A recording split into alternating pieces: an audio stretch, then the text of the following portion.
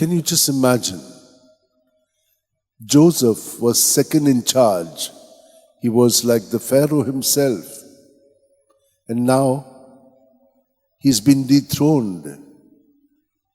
And his people are treated very badly.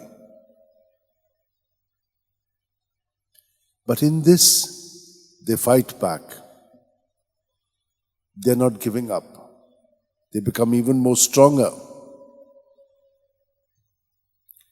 But then there is fear when someone becomes strong. What do? They try to eliminate. How do they do? How does Pharaoh do it?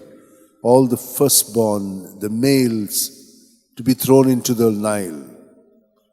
Once they're finished, now there will be no more production.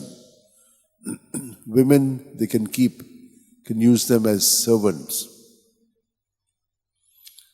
So it is in this state that they find themselves. We will see later on how they will keep on adapting and adjusting themselves, but always, as the second reading tells us, centered on the Lord.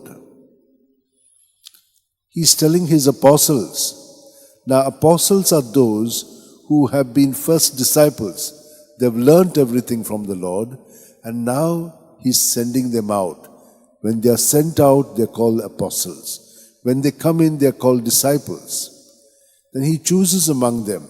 Not everyone is going to be an apostle. But those whom he chooses, he sends them. And see what he tells them.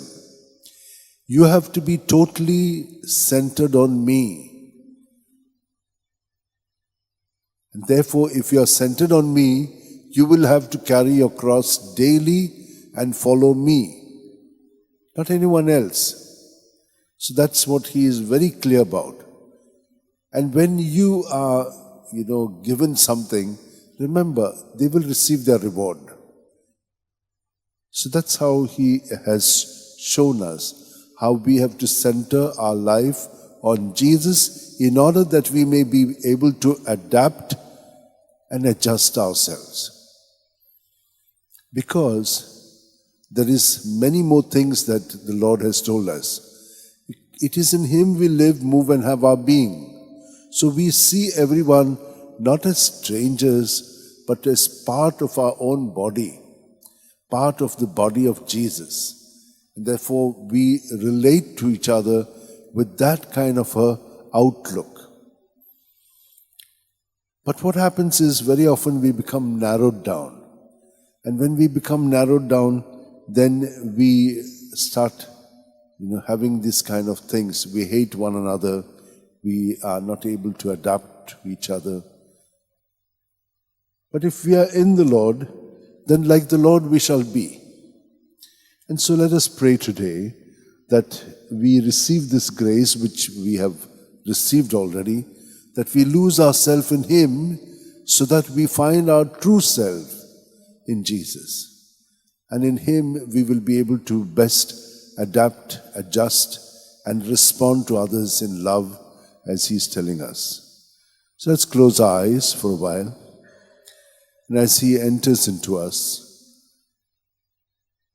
He fills us with all that we need. All that we need to be His presence. And all that is not of His presence, He takes away, provided we surrender it all to Him. Our thoughts, our feelings, our attitudes, our ways, behavioral patterns, surrender them to Him. And He takes them, He purifies them, and He gives us back all that is good again in the next breath. And so that is how we renew ourselves and we grow more and more deeper in being present to Jesus, who is always present to us, which is love. And so in this offertory, let us offer ourselves and all that we are to Him, so that we may be transformed and become more His living presence for today to all whom we encounter. Amen.